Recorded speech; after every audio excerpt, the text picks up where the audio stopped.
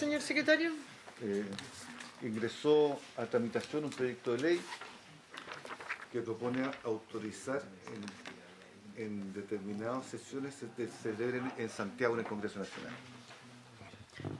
Sí, ya. Pongámoslo en tabla para la otra semana. Ya. Están invitados el profesor Bernardo Soto a la sesión del día de hoy. Sebastián Soto, que me acaba de comunicar que en 2 minutos se conecta. Don Gabriel Osorio, que está conectado, y el profesor Arturo Fernandoa, que venía en camino de estar por llegar. Bien, partamos escuchando a los profesores y ahí después les vamos haciendo las consultas. Vi que está don Gabriel Osorio, para que le demos la palabra inmediatamente. Bien, escuchemos al profesor Osorio y luego al profesor Soto. Muy bienvenidos a ambos profesores y le agradecemos puedan estar con nosotros hoy día. Profesor Osorio tiene la... Muchísimas gracias, señora presidenta, por su intermedio. En primer lugar, agradecer a la comisión la invitación cursada el día de hoy. Respecto a los proyectos de ley y de reforma constitucional que establecen inhabilidades para optar a cargos de elección popular, como dije anteriormente, tanto reforma constitucional como también proyectos que reforman la ley orgánica constitucional. Y para empezar, señora presidenta, lo primero que debemos destacar es la tradición que ha tenido el derecho público chileno, particularmente el Tribunal Constitucional chileno desde su creación en 1970 para la forma en que se debe tratar las inhabilidades y las prohibiciones en el derecho público chileno. En efecto, a partir de sentencias como la sentencia Roll número 3 de 1972, número 19 de 1983, 21 del año 85, 190 de 1994 y demás jurisprudencia, es menester señalar que las inhabilidades y las prohibiciones han sido tratadas por el Tribunal Constitucional y en general por el derecho, por los tribunales superiores de justicia, como también por el Tribunal Calificador de Elecciones, del mismo modo, como normas de derecho estricto y de aplicación restrictiva, puesto que constituye una limitación específica a lo dispuesto en el artículo 13 de la Constitución, esto es al derecho a elegir y ser elegido, que es la calidad que se otorga con la adquisición de la ciudadanía que establece la Constitución Política de la República. De tal modo que necesariamente para poder entrar a la discusión sobre los proyectos de reforma constitucional y los proyectos de reforma legal, tenemos que tener en cuenta que estas limitaciones siempre han sido tratadas en nuestro derecho como normas de derecho estricto, de aplicación restrictiva, en atención a que se constituyen como una limitación para, en definitiva, poder ejercer fundamentalmente, poder participar en procesos electorales. Dicho esto, señora presidenta, y por su intermedio el resto de los senadores de la comisión, cabe ser presente que existen varios proyectos de reforma constitucional que tienen fundamentalmente por objeto determinar una nueva inhabilidad para optar a cargos de elección popular y particularmente el no tener una inscripción vigente en el registro de deudores de pensiones de alimentos para poder optar a los distintos cargos y además se establece una prohibición en un proyecto de ley en un proyecto de reforma constitucional para optar a cargos de elección popular cuando se ha cometido delitos, ¿no es cierto?, de connotación de violencia intrafamiliar, señora presidenta. Con todo, cabe hacer las siguientes consideraciones más allá del mérito que ustedes van a tener que determinar en cuanto a la necesidad o no de agregar una nueva inhabilidad en los casos, ¿no es cierto?, que hemos referido fundamentalmente a tener una inscripción vigente en el Registro Nacional de Deudores de Pensiones de Alimentos. En primer lugar, desde el punto de vista de la técnica legislativa, sería importante señalar que respecto a los parlamentarios, esta inhabilidad se encuentre contenida específicamente en el artículo 57 de la Constitución, se incorpore a propósito de la generación de las llamadas inhabilidades parlamentarias, evitando sobrecargar el contenido de la Constitución refiriéndose a diputados o senadores en particular en cada uno de sus artículos. Lo mismo también diría que en vez de agregar un artículo, agregar esta inhabilidad para cada cargo de elección popular desde el punto de vista territorial, esto es alcaldes, concejales, consejeros regionales y gobernadores regionales, yo incorporaría, más bien recomiendo un artículo bis dentro de la organización, ¿no es cierto?, de la administración regional y la administración comunal, para determinar que todos esos cargos, además, no podrán optar a esos cargos aquellas personas que se encuentran con una inscripción vigente en el Registro Nacional de Pensiones de Alimentos. Sin embargo, de deudores de pensiones de alimentos. Sin embargo, señora presidenta, a mí me llama la atención el hecho que ninguno de los proyectos en comento se haga cargo de lo dispuesto en el artículo 19 de la ley número 18.700 a propósito de la facultad, o sea, en la resolución que debe dictar el servicio electoral para la aceptación o rechazo de candidaturas. Cuando uno observa el decreto con fuerza de ley número 2, el artículo 19, se señala específicamente que el Consejo del Servicio Electoral deberá deberá dictar una resolución para aprobar o rechazar las candidaturas a diputado, senador o presidente de la República, y respecto de las candidaturas de diputados o senador, se hace referencia fundamentalmente a lo dispuesto en el artículo 57 de la Constitución, de tal manera que ahí pudiese existir la norma de referencia para poder incorporar esta nueva inhabilidad, pero necesariamente creo yo que habría que hacer alguna referencia a la inhabilidad constitucional que se está planteando respecto de los restantes cargos de elección popular en las normas orgánicas constitucionales de gobierno y administración regional y la ley orgánica constitucional de municipalidades, a propósito de que el servicio electoral tenga que referirse al cumplimiento o no de este requisito. Además, señora presidenta, a veces uno se confunde si uno está en el poder judicial o poder legislativo, perdón, mucho trabajo.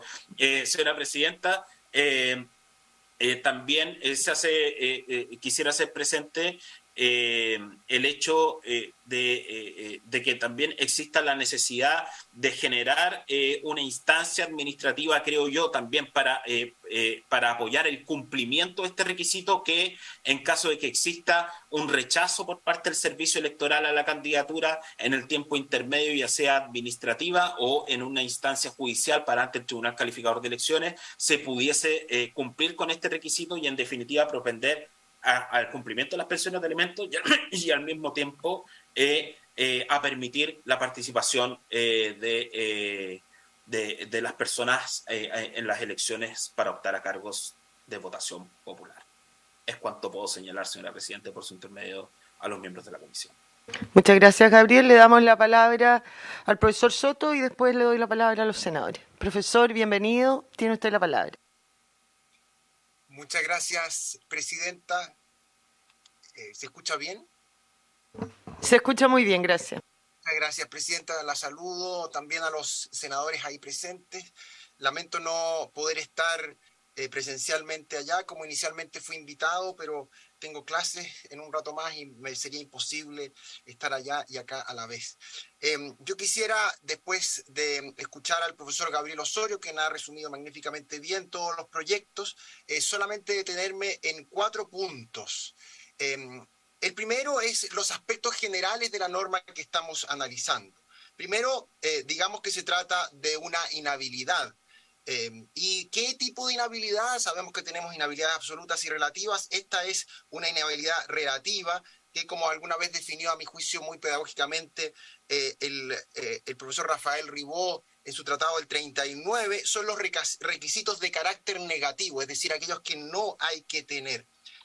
Junto con ello, corresponde preguntarse si es una inhabilidad preexistente o sobreviniente. Las preexistentes son las que impiden ser candidatos y sabemos que las sobrevinientes son aquellas que determinan la cesación en el cargo. Si bien todos los proyectos están redactados de una forma en que aparece como una inhabilidad preexistente y ninguno expresamente contempla una inhabilidad sobreviniente, lo cierto es que por la disposición del artículo 60, inciso 8, sería también una inhabilidad sobreviniente en caso que el ya electo presentara alguna de estas inhabilidades o alguna de estas condiciones, y por lo tanto también sería esta una causal de cesación.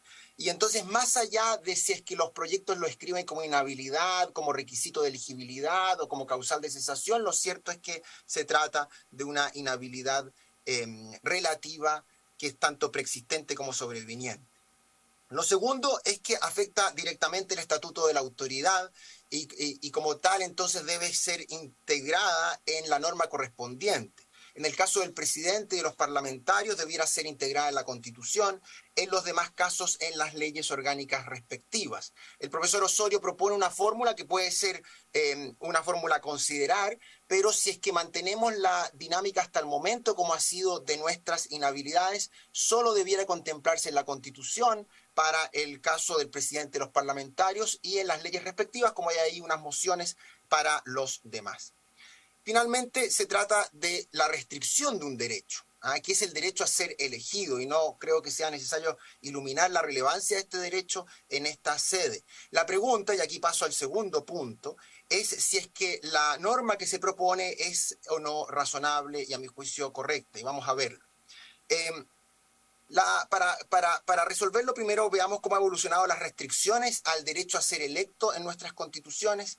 En general, hemos tenido requisitos para ser electos que han ido siendo reducidos en el tiempo. Por ejemplo, tanto la Constitución del 33 contemplaba el requisito de una renta que fue superado en la Constitución del 25, y hoy día, tanto en la Constitución como en la ley, tenemos requisitos de habilidad vinculados con la edad, con la nacionalidad y la ciudadanía, con la residencia, con cierto nivel de educación, y todos ellos son comunes tanto en Chile como en el mundo, no despiertan mayor discrepancia. En lo que aquí interesa, este sería un requisito que exige una conducta, digámoslo así, no muy distinto a lo que ya desde la Constitución de 1822 se contempla para los parlamentarios y el presidente y otras autoridades, vinculado con no ser condenado a pena aflictiva, en el sentido que hay ahí también otra exigencia de conducta. Con todo, aquí la diferencia es que todo lo que hasta el momento tenemos en aquellos requisitos que permiten excluir a un candidato de ser electo, tiene ciertas características comunes. La primera es que en esas hipótesis los candidatos pierden tanto sus derechos políticos como pierden todos sus derechos políticos, es decir, pierden sus derecho a voto y a ser electos cuando se trata de excluirlos por una conducta que hayan tenido. Y además, solo se trata de delitos muy graves, delitos que merezcan pena aflictiva. Los proyectos que analizamos cambian ese estándar, reduciendo en consecuencia la gravedad de la conducta concreta que genera la inhabilidad. Ya no es pena aflictiva, sino que es el registro en el registro de deudores de pensiones. Y entonces hay que mirar con cuidado eso y ver cuál es la razón para justificar una eventual nueva inhabilidad que reduzca el estándar y por lo tanto afecte o pueda afectar un derecho tan fundamental como el derecho a ser electo. Y las razones que entregan los mensajes de las diversas mociones, bueno, son importantes. Todos conocemos el drama que afecta en los derechos fundamentales de madres e hijos a quienes se les debe una pensión de alimentos. Y la pregunta entonces es si es que tiene o no esto razonabilidad, si es que tiene esto fundamento y proporcionalidad, si se le mira desde la perspectiva global. Y paso aquí al tercer punto. ¿Cómo se regulan estas restricciones hoy en el constitucionalismo global? Quiero partir mencionando la Convención Interamericana de Derechos Humanos, no porque yo crea que la Convención tenga un rango supraconstitucional, no lo creo así. Creo que nuestra Constitución es la norma suprema en nuestra pirámide normativa, pero sí creo que aún debemos siempre considerar, porque Chile está inserto en un contexto global, no solo lo que establece la Convención y la jurisprudencia de la Corte, sino que también las discusiones del constitucionalismo global. El artículo 23 de la Convención Interamericana de Derechos Humanos se refiere a los derechos políticos y establece en su letra B el derecho a votar y ser elegido en elecciones. Y luego en el número 2 dice que la ley puede reglamentar el ejercicio de los derechos y oportunidades que se refiere al inciso anterior, y aquí viene lo importante, exclusivamente por razones de 1, edad, 2, nacionalidad, 3, residencia, 4, idioma, 5, instrucción, 6, capacidad civil o mental, y 7, o condena por juez competente en proceso penal.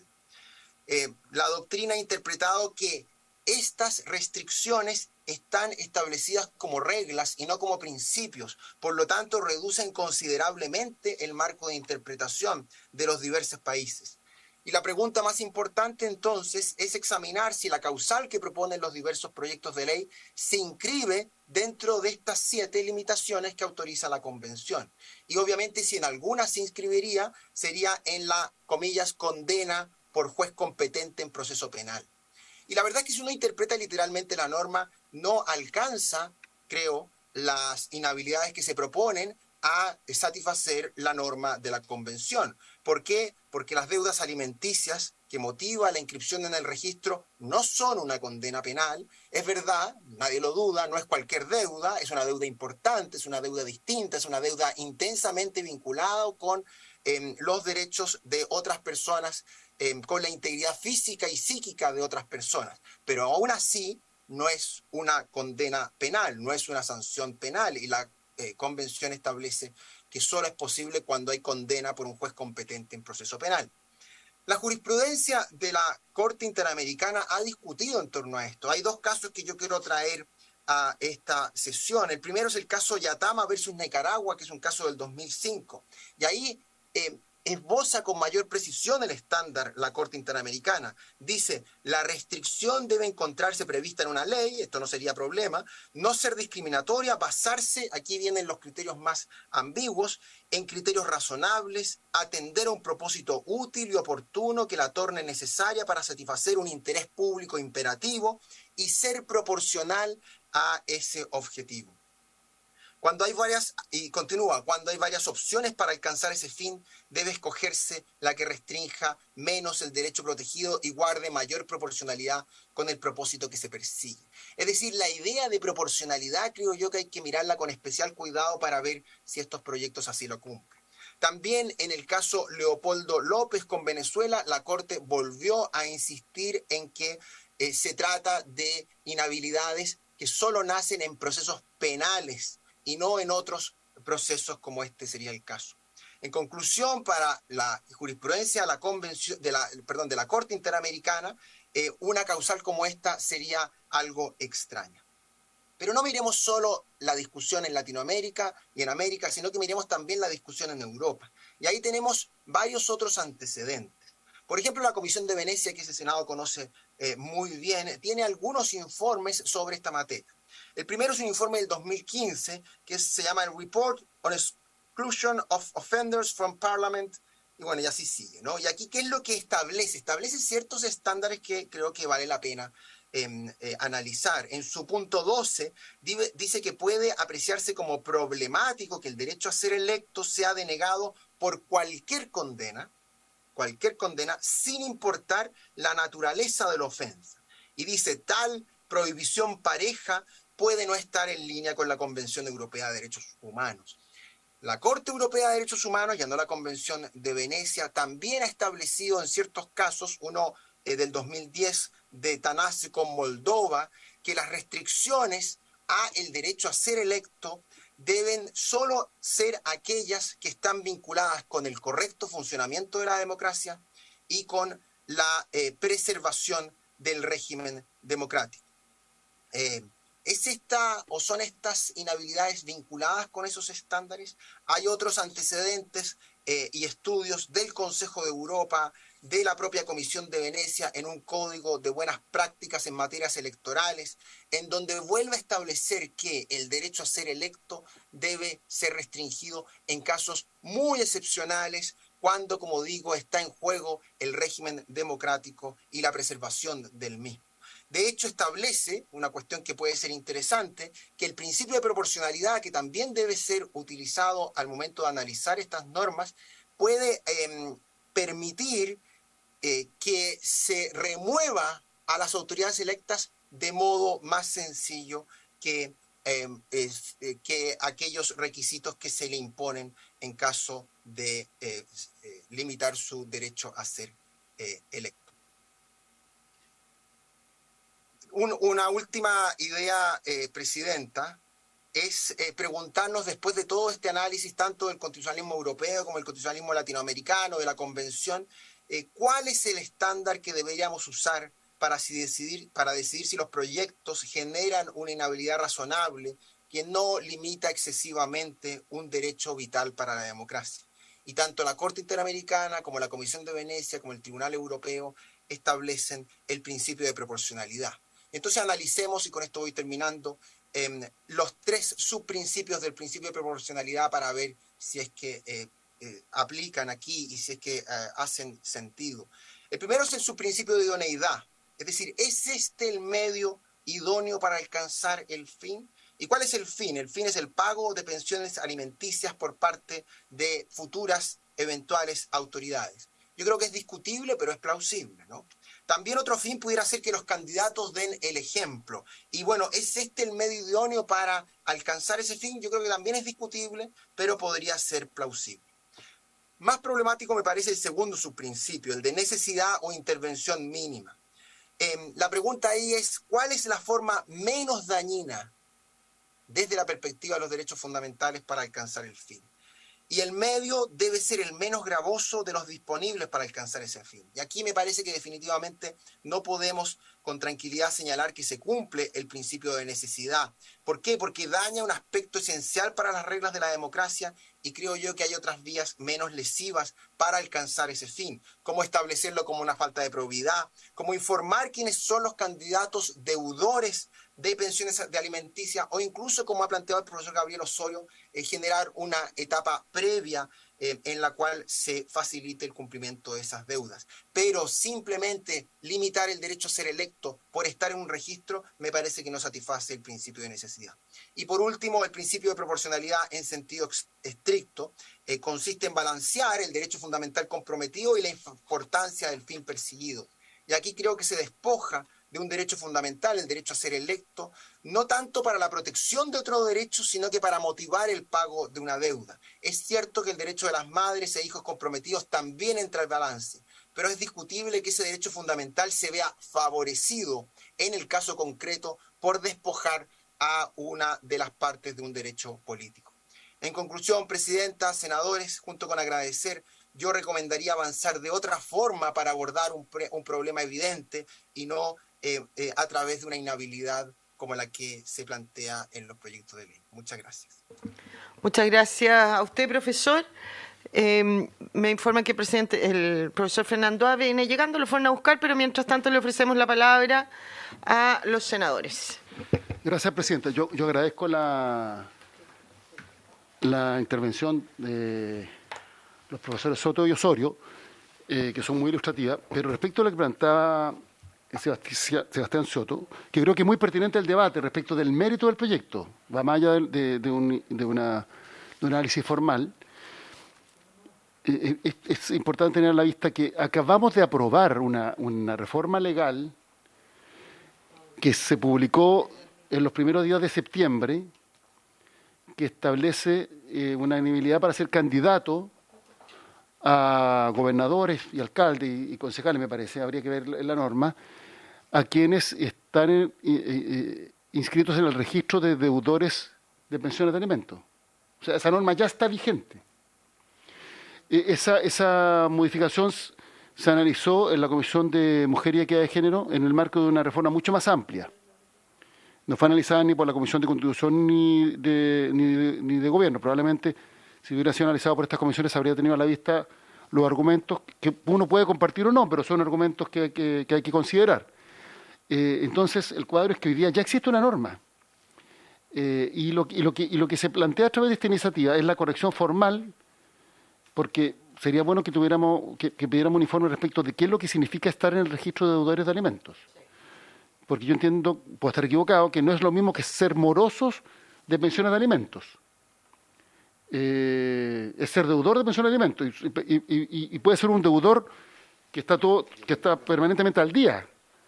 Entonces sería bueno precisar eso, porque quizás así es evidente que el texto que se aprobó va mucho más allá de lo que se pretendía. Pero puedo estar equivocado, puede que efectivamente en el registro solo están los morosos. Por eso sería bueno precisar eso. Y en segundo lugar, se presentaron estas reformas, unas previas incluso, y se fusionaron, con el objeto... ¿Cómo está, profesor? Bienvenido. ¿Cómo está? Muchas gracias, senador. Se presentaron estas reformas con el objeto de aplicar el mismo estándar a todos los candidatos. Y una va vía reforma constitucional porque la inhabilidad para ser candidato a presidente de la República y a parlamentario están en la Constitución, y otra va por vía legal porque las inhabilidades están reguladas en las leyes respectivas. Entonces creo que esto, presidente, es evidente que está teniendo un riesgo mayor del que se pensó cuando se presentó el proyecto.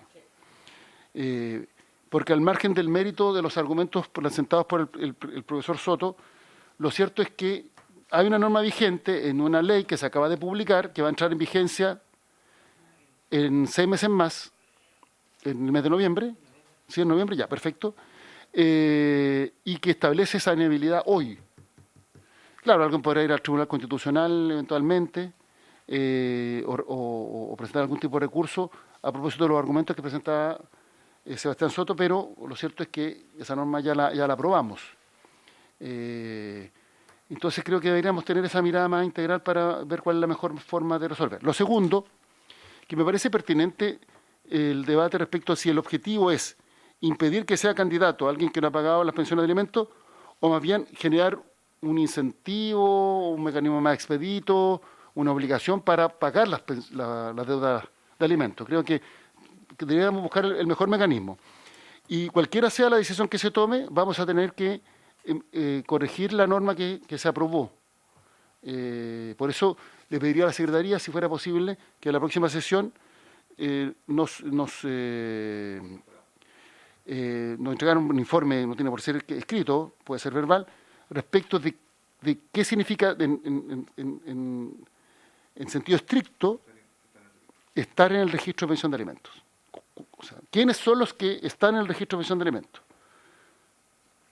Por lo que señalé anteriormente, porque entendíamos que esta normativa o esta regulación, que puede ser la que viene en el proyecto de ley, una distinta, se refiere a los morosos, es decir, a quienes no cumplen su obligación, pero no a todos los deudores de pensión de alimentos, porque deudor de pensión de alimentos es cualquiera que obviamente que por sentencia judicial o por un acuerdo pueda estar pagando periódicamente la pensión correspondiente. Eso nada más, Presidenta. Gracias. Bueno, agradecerle a los profesores la excelente presentación, saludar también al profesor Fernando Vázquez, que se nos... y la verdad es que no sé ni siquiera si hablar ahora, porque yo entré con la idea de aprobar todo esto con toda tranquilidad, y después de sus intervenciones, la verdad es que quedo bastante confundido, así que quizás escuchando al profesor Fernando nuevamente vamos a quedar confundidos, pero efectivamente pareciera que tenemos que avanzar en esto, pero de manera distinta. O sea, no porque haya una ley en que nos hayamos quizás equivocado, habiendo hecho algo quizás poco proporcional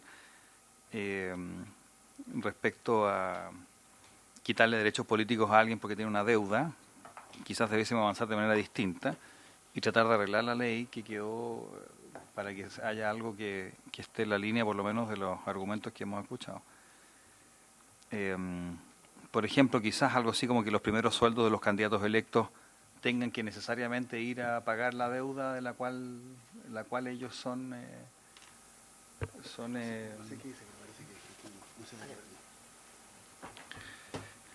así que bueno, yo manifiesto que he sido convencido de ver esto de una manera distinta. Gracias, senador. Senador Velázquez. Gracias, Presidenta. Quizá pedirle a los señores abogados invitados hoy día que pudieran hacer alguna referencia breve dentro del tiempo que tenemos respecto a los estándares, porque da la impresión que no solo en este tema, sino que en otros, ¿cierto? En el contexto que estamos viviendo, en general las exigencias son superiores. La ciudadanía la establece, la ciudadanía las mueve. Nosotros a nivel de los sectores políticos estamos discutiendo permanentemente temas que ayer eran, no sé, verdades absolutas, principios y sin ánimo de no estar nada, sino que por el contrario, por proporcionalidad dicen ambos abogados y yo creo que pedagógicamente lo refleja muy bien la descripción de, que uno y lo invitan a pronunciarnos. Pero también me gustaría que ellos reflexionaran respecto a si los estándares en determinado momento nos obligan también a empujar el cambio de ciertos principios. A ver si hay algún por ahí, no sé, me logran entender seguramente los abogados, pero alguna reflexión respecto a ello, porque creo que más bien va a esa orientación, lo que dice el senador Elizalde respecto a ese registro. O sea, claramente del sentido común uno entiende que son los morosos aquellos, no quienes tienen deudas de cualquier tipo, que no es cualquier deuda además, esto no es cualquier deuda, no es después te pago, soy autoridad y después te pago. O sea, estamos hablando respecto a ciertas responsabilidades de orden ético quizás, por eso creo que es interesante escuchar a los abogados en ese sentido, porque si no es este proyecto es otro, pero sin duda una invitación a pronunciarnos respecto a esto que nos convoca, esta inhabilidad que resulta interesante. Gracias, senador. Senador Elizalde. Presidenta, no sé si le pudiera dar lectura al inciso que viene después de la modificación que aprobamos en sala, Lo que te pasé. cuando agregamos el inciso, cuando se agregó por parte de la comisión que vio este proyecto, del inciso pero que primero, establece la léelo, inhabilidad. Pero háblelo, pónmelo. Porque yo creo que ahí hay un tema que no quedó bien resuelto. Y no voy a ir al mérito porque yo tengo mi duda. Yo soy autor de alguna de estas iniciativas. Tengo mi duda a propósito de cuál es el estándar. Creo que los argumentos que planteó el profesor Soto son más que razonables, pero tengo mis dudas porque creo que efectivamente cambios culturales, etcétera, van estableciendo requisitos adicionales eventualmente y probablemente estándares más exigentes para ser candidato. Y uno de ellos es estar al día, creo yo, con las responsabilidades que le corresponde a los padres, a las madres, a los ascendientes, etcétera. Pero creo que es parte de un debate más que pertinente e interesante. Pero lo que es evidente es que el proyecto, la ley que se publicó, quedó mal, porque establece también una norma que venía desde antes respecto del que tenía deudas desde antes de asumir en el cargo. La pregunta es por qué no, si una deuda que se genera estando en el cargo. En fin, creo que deberíamos dar una discusión un poquito más amplia para buscar un texto que sea mucho más coherente que lo que se aprobó. Gracias, senador. Le vamos a dar, junto con darle la bienvenida al profesor Fernando, le vamos a dar la palabra para que nos haga su exposición y luego seguimos en esta conversación. Profesor, tiene usted la palabra. Muchas gracias, Presidenta, en primer lugar por la invitación. Después de mucho tiempo que no habíamos tenido la oportunidad de estar, especialmente presencialmente, le agradezco a los senadores la generosidad de invitarnos. No sé qué reflexiones hicieron por los profesores Osorio y Soto, pero se volvieron, nos conocemos desde la Comisión Técnica de 2019 con los señores Soto y Gabriel Osorio. Le tengo mucho respeto a ambos. Es posible que coincidamos. Voy a tratar de ir al grano en los temas. Las inhabilidades para optar a cargos públicos que se introducirían en la reforma serían integrar el Registro Nacional de Deudores de Alimentos, que se establece en la ley, que va a entrar en vigencia luego. Y en segundo lugar, haber sido condenado por delito de violencia intrafamiliar de la ley 20.066. Lo primero que llama la atención de esta reforma es que las inhabilidades para optar a cargos públicos proceden siempre, históricamente, por 200 años, ante ilícitos penales. Y aquí estaríamos introduciendo, tal como el senador Velázquez indica, una especie de cambio, de mutación hacia ilícitos civiles.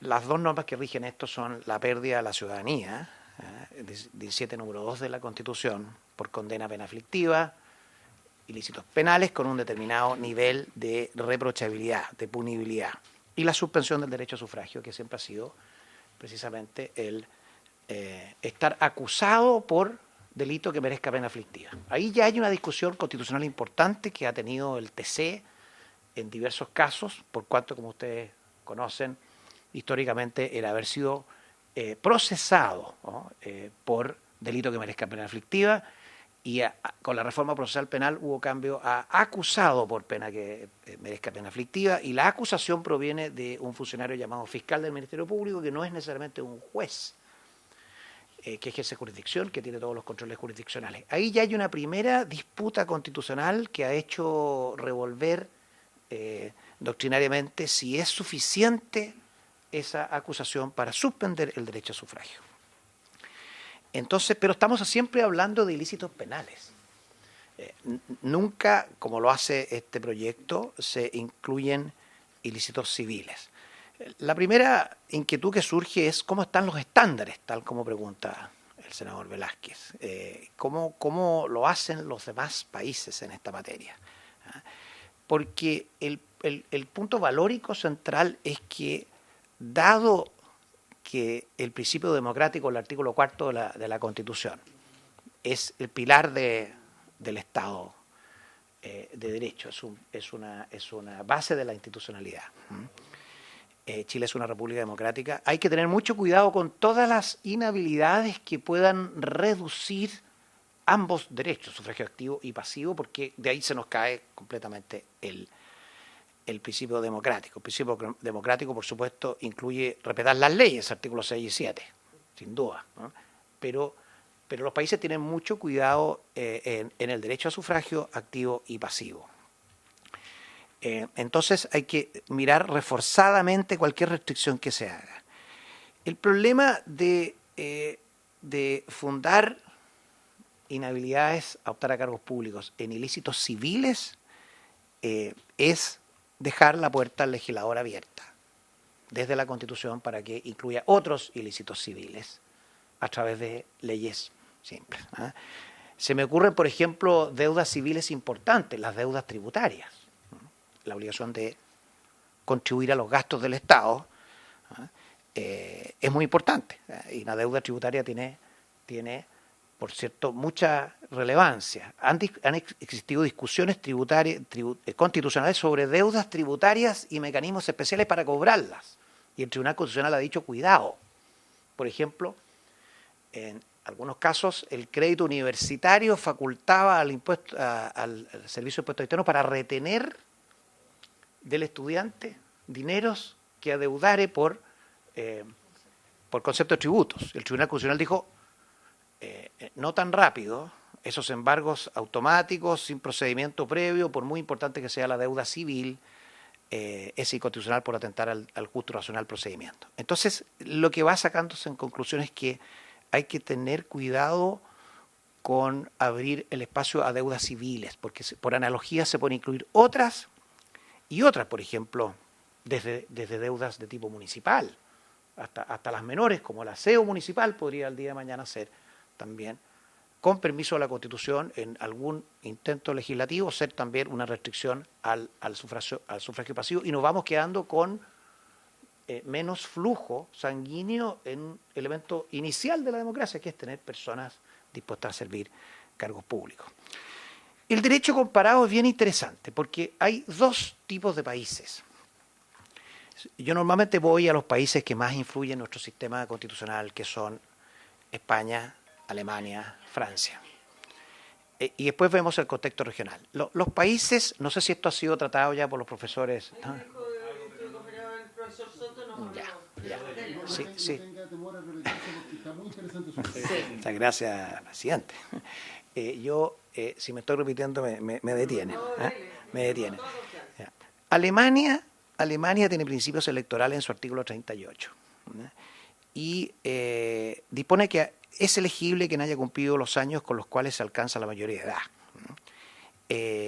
Y nada más. No tiene limitaciones en la Constitución. Pero la ley, si uno revisa la ley, que está en el Código Penal alemán, que autoriza algunas sanciones de inhabilidad para optar a cargos públicos, son delitos importantes. Traición, compromiso, digamos, atentado al régimen democrático constitucional. Alemania tiene una norma parecida a la nuestra del 19, número 15, incisos 6, 7 y 8, antiguo octavo en Chile. Amenaza a la nacionalidad, a la seguridad nacional externa, ofensa criminal a los cuerpos constitucionales y delitos electorales, estoy traduciendo el inglés, delitos electorales y contra la defensa nacional. Si uno se va a otras penas más accesorias, son el artículo 45 del Código Penal alemán, cualquiera que haya sido condenado a una sentencia que envuelva privación o privación de libertad por al menos un año,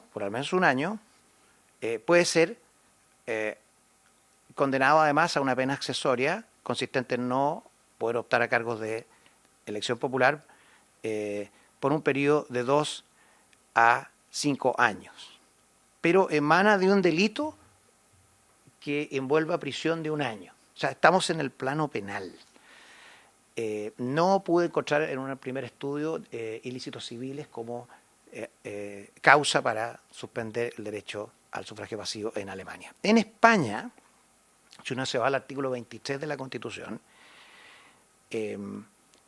delega a la ley la facultad de establecer inhabilidades. Dice, artículo 23, los ciudadanos tienen derecho a participar en los asuntos públicos, libremente elegidos en elecciones periódicas. Número 2, tienen derecho a acceder en condiciones de igualdad a las funciones y cargos públicos con los requisitos que se dan en las leyes. O sea, vía requisitos podría eventualmente restringirse. Pero si uno se va a los inelegibles en la Ley Orgánica 5.1985, que establece los requisitos generales con que se complementa este artículo 23, uno tiene una inhabilidad de pleno derecho, que es los condenados por sentencia firme a pena privativa de libertad en el periodo que dure la pena. O sea, sin distinción de la extensión de la pena, si ya hay una condena por delito a pena privativa de libertad, ya no puede ser elegido. Ahora, los condenados por sentencia que no sea firme, es decir, sentencias que están apeladas, se le puede incluir cuando la pena de inhabilitación para el ejercicio del derecho a sufragio pasivo, la de suspensión para empleo de cargo público, en los términos previstos en la legislación penal. O sea, aún estando impugnada, no puede presentarse a cargo de elección popular si es que le han agregado la pena de inhabilitación para cargos públicos, pero condenado por delito de rebelión, terrorismo contra la administración pública o contra las instituciones del Estado. O sea, son delitos contra el sistema central democrático. Si uno se va a Francia, es una norma general del artículo 6, todos los ciudadanos siendo iguales a sus ojos serán igualmente elegibles para todos los altos cargos, puestos públicos y empleos, dice la. Y si uno se va al Código Electoral francés, lo que uno ve es, hay una lista en el artículo 44, donde hay básicamente una serie de protecciones al ciudadano, y se incluye la lista de los inelegibles, los condenados por algunos ilícitos electorales. Son ilícitos pero electorales. Por ejemplo, los declarados inelegibles por el juez administrativo en virtud de los artículos 118.3 y 118.4. Si uno se va al 118.3 y al 118.4 del Código Electoral francés, es la condena, o sea, se le declara inelegible, ¿ya?, por cuando ha incurrido en ilícitos relativos al uso de gastos electorales, cuando ha superado el tope de gastos electorales. Y dice que el juez administrativo podrá declarar la inelegibilidad cuando los miembros de la lista no hayan depositado en sus cuentas de campaña del MOE en el plazo establecido en el artículo 52.12. O sea, en una primera mirada, ilícitos electorales propios de la ley electoral, del CERVEL, digámoslo así, con un juez especial electoral que sanciona también con una pena igualmente electoral, que es no puede presentarse a cargo público. La revisión de estos tres países es interesante porque no hay otra clase de ilícitos civiles. Sí la hay en algunos países como Argentina, Colombia y Perú. Argentina, Colombia y Perú efectivamente tienen en sus leyes ilícitos de tipo familiar como estos. En una primera mirada no tengo los detalles, pero comprobé que efectivamente son países que han hecho ingresar a su legislación la inhabilidad para optar a cargos públicos. ¿Qué me parece a mí? No me parece sano hacerlo. Y no me parece sano porque se produce en primer lugar una inconsistencia entre el sufragio activo y pasivo. No sé si lo habrán dicho los profesores que me antecedieron, pero como no extingue la ciudadanía, sino simplemente inhabilita para cargos públicos, la persona podría seguir ejerciendo el derecho a voto. No estamos agregando un número más en la pérdida o suspensión de la ciudadanía o la calidad del derecho a sufragio. Por lo tanto, hay una inconsistencia que también sería nueva en nuestro sistema constitucional. Pero además yo temo otra cosa. Me preocupan normalmente mucho los problemas procesales que detonan las instituciones que intervienen en la Constitución, como aquel que fue el de la acusación que reemplazó al procesamiento, porque el procesamiento es una resolución fundada que puede ser impugnada. La acusación, en cambio, precisamente se buscó que no pudiera ser impugnada y técnicamente es un funcionario administrativo el que puede ejercerla y sin embargo produce la pérdida del derecho a sufragio. Y eso fue muy discutido, se optó así, pero es muy distinto el procesamiento a la acusación. Y aquí, ¿qué es lo que ocurre? Lo que ocurre es que acá la deuda alimentaria, que naturalmente legislativamente estoy muy de acuerdo, hay que buscar cómo hacer eficiente y efectivo que se pague. Ocurrió en el caso de los retiros con las reformas constitucionales respectivas. El problema es que tenemos un juez civil que puede declarar alimentos provisorios que detonan la inhabilidad porque lo hace incluir en el registro de deudores alimentarios.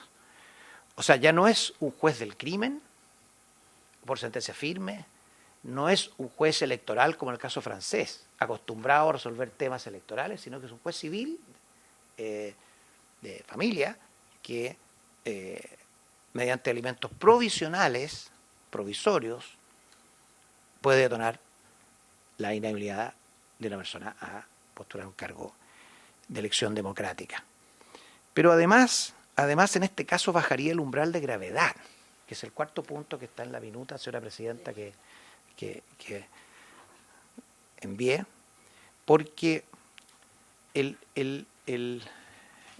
la pena aflictiva, todos sabemos que es 3 años y 1 día. Ese es el estándar actual que detona esta inhabilidad.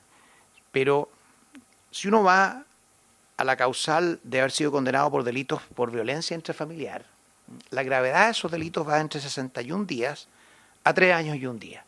O sea, es presidio menor de su grado mínimo a medio, que es decir, de 61 a 540 61 días a 540 días, o bien de 541 a 3 años y 1 día.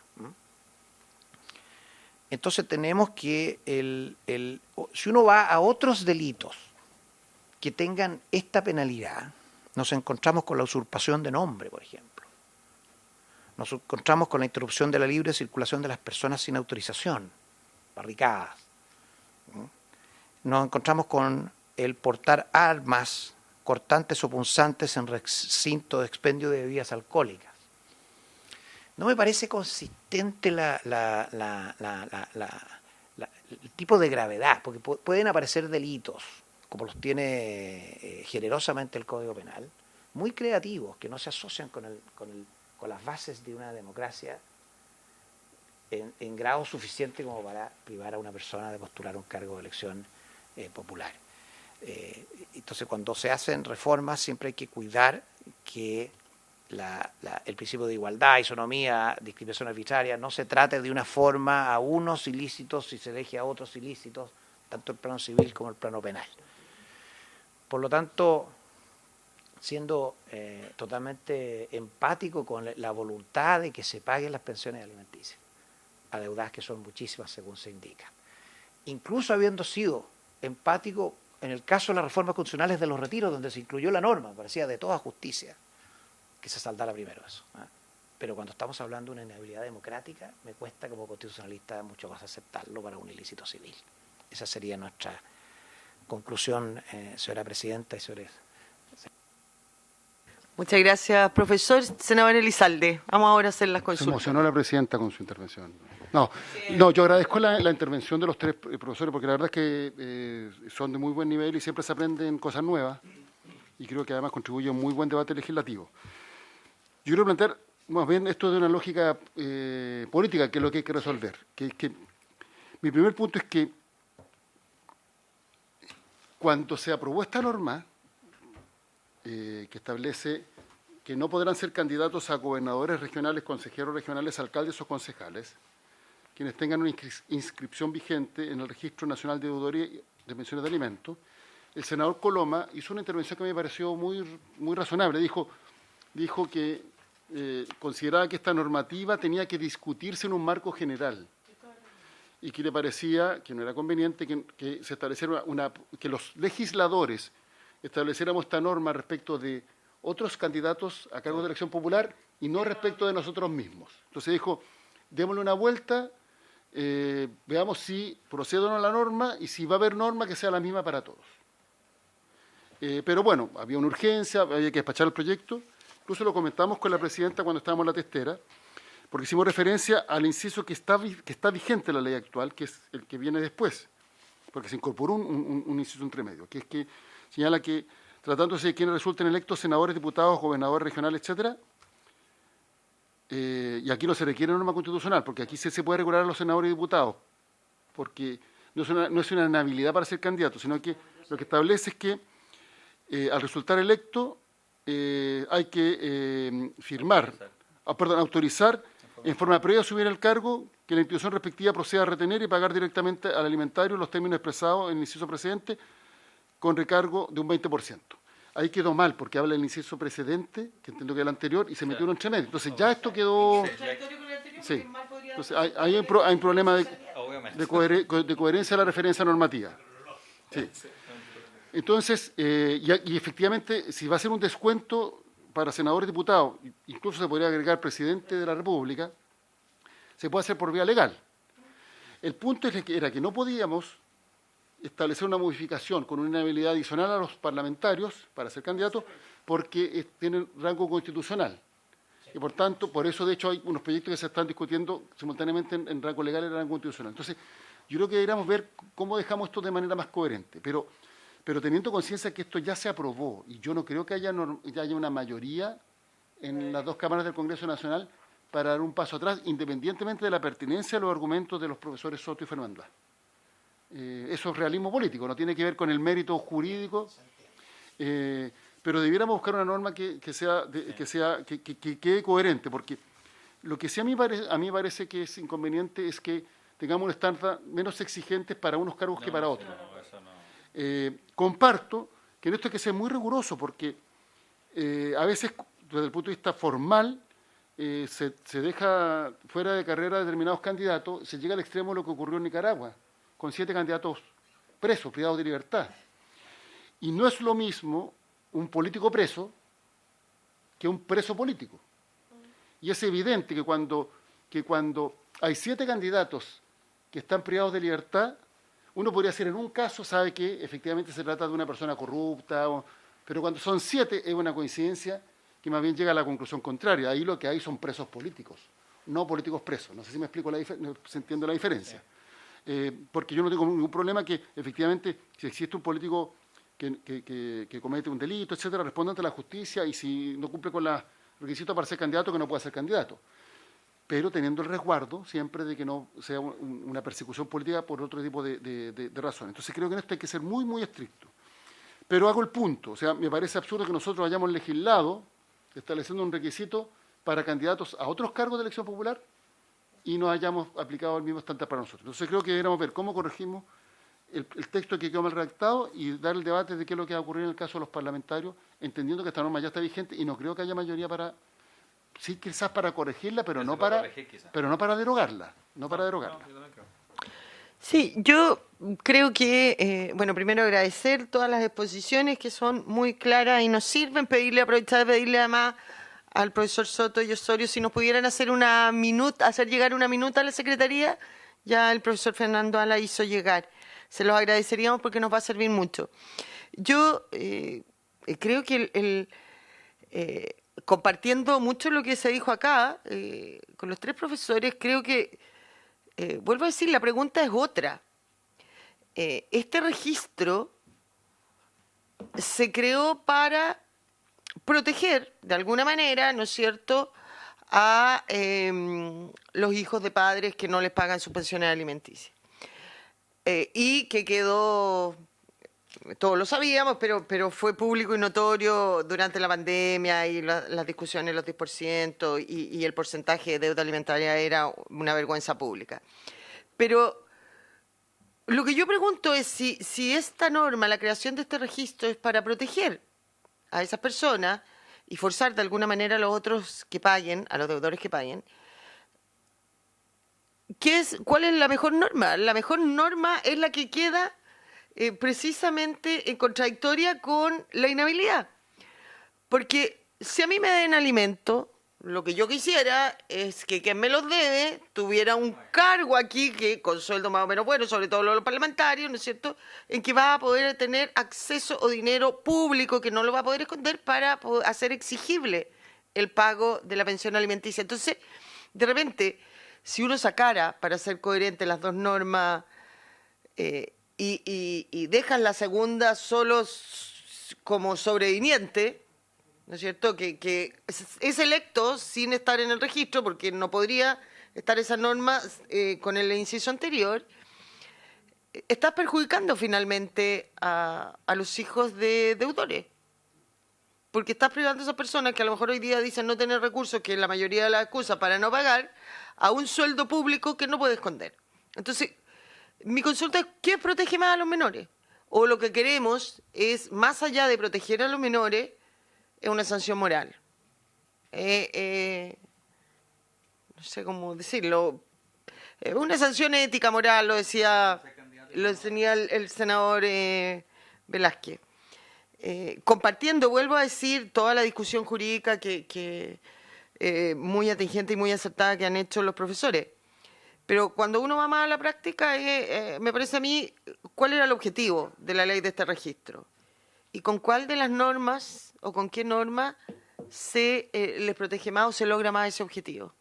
¿Es estableciendo la inhabilidad o estableciendo una especie de descuento legal en la eventualidad de que esas personas sean electas, no tengan ni que avisar, recibido el deudor, el acreedor le pedirá al tribunal que mande un comunicado a la institución respectiva para que proceda sin más trámite el descuento? No tengo idea qué. Y que a eso solo pueda oponerse la excepción de pago. Creo que eso cumple mucho más el objetivo de proteger a los niños que una inhabilidad. Y creo que ese es el fondo de la discusión, independiente que comparto también con el presidente que es muy difícil a lo mejor obtener una mayoría en la sala de la Cámara y del Senado.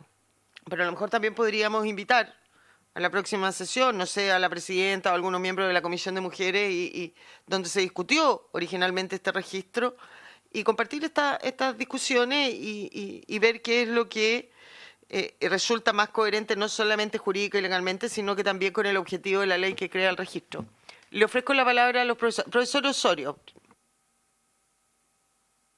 No, estaba levantando el dedo sin querer, pero sí, pero para efectos pero para efectos de la consulta que se había planteado al principio sobre la manera en que han enfrentado, me acordé de un caso, de un fallo reciente a propósito de la aplicación de las inhabilidades, que fue el fallo que resolvió, no obstante existir acusación penal, el fallo que resolvió la habilitación para sufragar y, por tanto, para ser candidato de Marco Enrique Ominami que dictó el Tribunal Calificador de Elecciones recientemente. Y eso no hace más sino reforzar también lo señalado por los profesores Soto y Fernando A. en atención a que las inhabilidades, y tal como lo explicamos al principio, son de derecho estricto, de aplicación restrictiva, y en ese momento el Tribunal Calificador de Elecciones dijo, sí, efectivamente el señor Enrique Ominami está acusado por un delito que merece pena aflictiva. Sin embargo, tiene una sentencia absolutoria y aun cuando esta no está firme ni ejecutoriada, el tribunal, en virtud del principio de participación democrática, el principio democrático, y en atención a la aplicación restrictiva de las inhabilidades, decidió habilitar al ex candidato Enrique Ominami para sufragar, y como no es posible separar el derecho a elegir respecto del derecho a ser elegido, y eso reiteradamente lo han dicho nuestros tribunales superiores de justicia, es que también se le habilitaba para ser candidato. Gracias, profesor. Senador Elizalde. Estaba revisando y el registro de deudas, los deudores, los requisitos son, para ingresar al registro, que estén obligados a pagar alimentos fijados o aprobados por un tribunal de carácter provisorio o definitivo, y que deuden total o parcialmente 3 mensualidades consecutivas o 5 discontinuas. O sea, no sería el caso del que es deudor genérico, sino que es el moroso. Entonces, por lo menos Sí. ya hay un resguardo Ese recuerdo. adicional, que era el temor que teníamos, pero en este caso, para ingresar al registro, se tiene que estar moroso. Es un primer punto que es importante clarificar. Lo segundo, nosotros debiéramos en algún momento, Presidenta, ver el tema del desafuero, del fuero, del desafuero, y regular eso de mejor manera, porque hay a veces esta tendencia a decir que el fuero es un privilegio, pero también eso evita que la persecución penal injustificada pueda ser utilizada con finalidad política. Así es. Y ese es el sentido de la institución. Pero por otro lado, cuando se produce el desafuero, se produce una modificación a la correlación de fuerzas que se expresa en el Congreso Nacional, que es la forma en la cual el sistema electoral tradujo los votos en escaños. Y eso también constituye un problema, porque la mayoría expresada de las urnas tiene una alteración en la conformación del Congreso. Entonces, sin no ponerme a mí en absoluto, o sea, yo soy partidario de que eliminemos todos los privilegios que existen respecto al Congreso, pero hay instituciones que no tienen que ver con privilegios, sino que tienen que ver con preservar la voluntad democrática.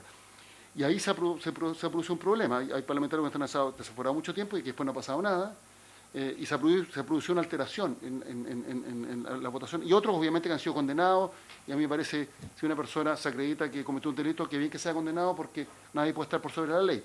Pero esta institución hay que ajustarla, creo yo, para evitar este tipo de problemas, y en algún momento deberíamos dar una reflexión al respecto. Gracias, senador. Solicito el acuerdo para postergar por 5 minutos la sesión para escuchar a los profesores. Profesor Fernando, ¿me dan el acuerdo? Sí, claro. Muy bien. Profesor Fernando. Y luego el profesor Soto. Estoy completamente de acuerdo en dos cosas. La primera es que el problema de optar por una inhabilidad ante la posibilidad de otros mecanismos de cobro, recuperación, incentivo,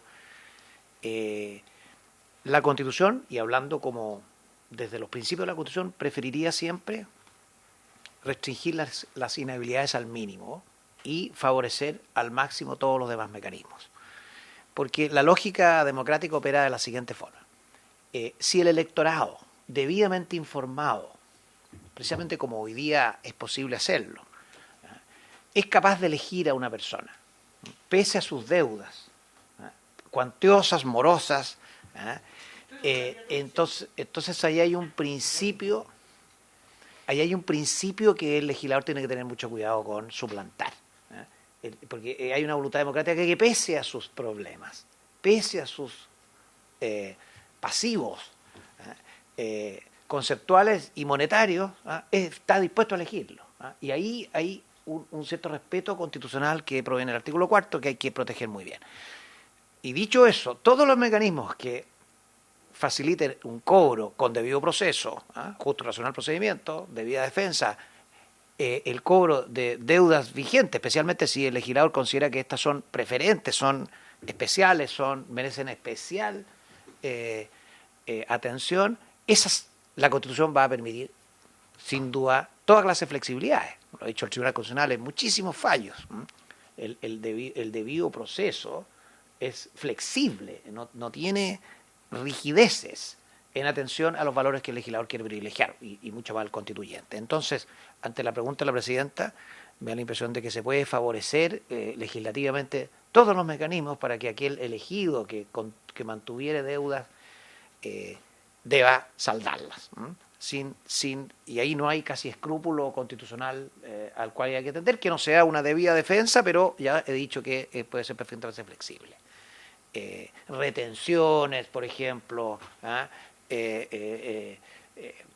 cierta automaticidad en esa clase de descuentos perfectamente pueden ser toleradas en un escrutinio constitucional.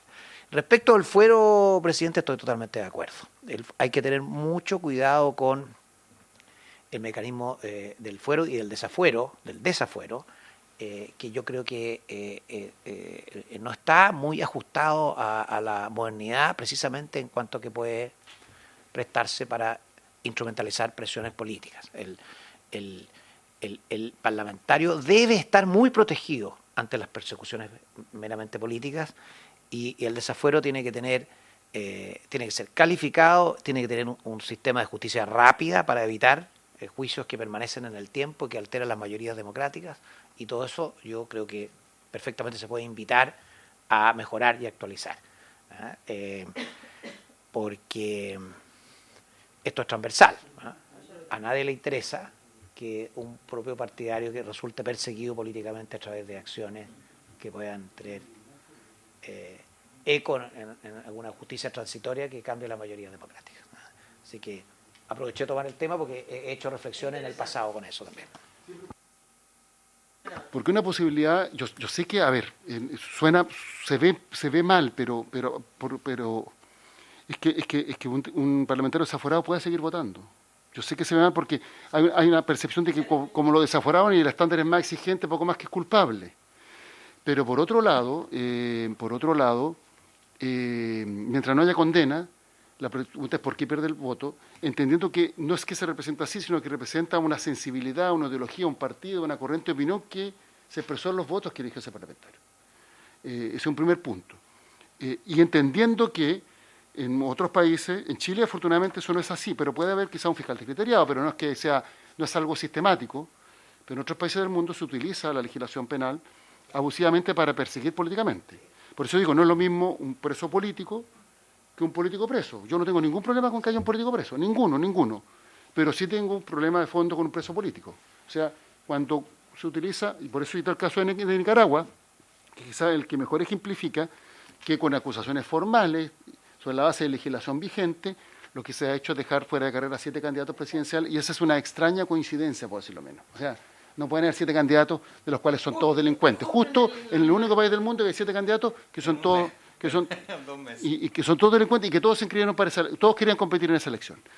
Entonces ahí hay que ver un mecanismo que sea más idóneo, que evite que se utilice la legislación penal con el objeto de perseguir a alguien por su idea, que no signifique impunidad ni privilegio para una autoridad y un parlamentario, que tenga que responder ante la justicia como cualquier otro, pero que al mismo tiempo no altere las mayorías que existen dentro del Congreso Nacional mientras no haya una sentencia firme o al menos un fallo primer. Bueno, ahora el sistema penal es distinto porque está el recurso de nulidad y hay en una instancia hay recurso de nulidad.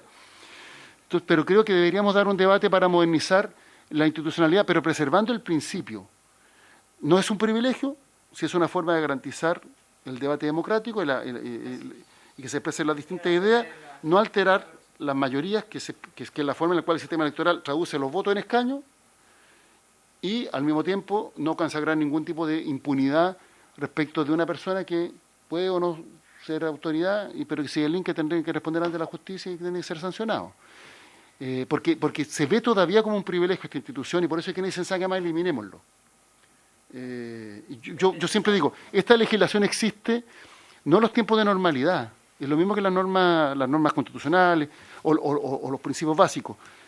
No para los tiempos de normalidad, sino que para los tiempos de anormalidad.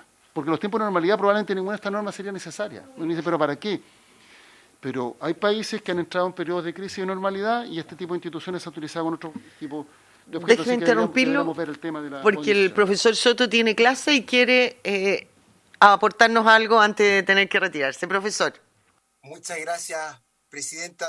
Yo solamente coincidir con la que ya se ha dicho. Me parece que lo más relevante es poner la atención en los incentivos a pagar antes que la inhabilidad, con todas las complejidades políticas que se han planteado, pero creo que debiéramos atender a eso. Lo segundo es los estándares que plantea el senador Velázquez. Bueno, como he mencionado tanto en la Comisión de Venecia, en el Consejo de Europa, en la Corte Europea de Derechos Humanos y la Corte Interamericana de Derechos Humanos, tienen estándares en estos que yo acompañaré en mi minuta para poder revisarlos con más detalle. Y por último, el tema del fuero me parece que es apasionante y que, bueno, será objeto de intensa discusión, en la cual encantado de participar. Le agradezco mucho la invitación y pido autorización para desconectarme a fin de no llegar tan tarde a la clase. Tiene toda la autorización previa a nuestro agradecimiento y reconocimiento por su Muchas gracias. exposición. Muchas Bien, gracias. ofrezco la palabra. Sí. ¿Estamos? Ya están. Me falta uno. Todas las reformas constitucionales están fusionadas. Ya, ahora los de ley. Los de ley. ¿Y el que estaba en la Comisión de Mujer? No lo hemos encontrado. Ya, Pero veamos la fusión porque la presidenta pide la fusión. de todo. Ya. Profesor Fernando A., profesor Osorio, ofrezco la palabra si tienen algo más que decir, si no, agradecida por sus claras presentaciones. Profesor. Una breve reflexión respecto al fuero, porque apasionante el tema. Un mecanismo podría ser que el quórum de la Corte de Apelaciones tuviera una cierta calificación. Ahí hay un mecanismo. Otro mecanismo sí será buscar momentos procesales más calificados, que es el desafío que planteó la reforma procesal penal, porque cambiaron muchas lógicas al respecto. Pero es un tema muy interesante que podemos también tratar de aportar antecedentes comparados sobre la base de que el fuero es indispensable para que funcione una democracia. De lo contrario, las Nicaraguas se repetirían muchísimas veces. Gracias, profesor. Muchas gracias, profesor Osorio. Habiendo dado término a la orden o a la tabla de esta sesión, esta se levanta.